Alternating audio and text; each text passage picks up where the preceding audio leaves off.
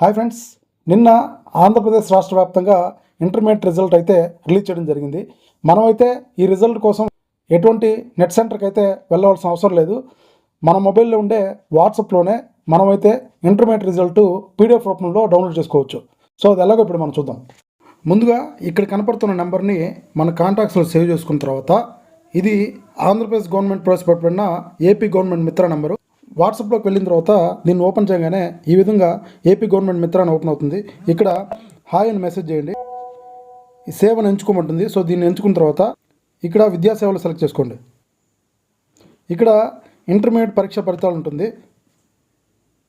ఇక్కడ hall ticket number enter చేసి నిర్ధారించండి. మనకైతే వెంటనే ప్రియమైన విద్యార్థి మీ ఐపీఈ మార్చ్ 2025 మార్కులు డౌన్లోడ్ చేసుకోమంటుంది.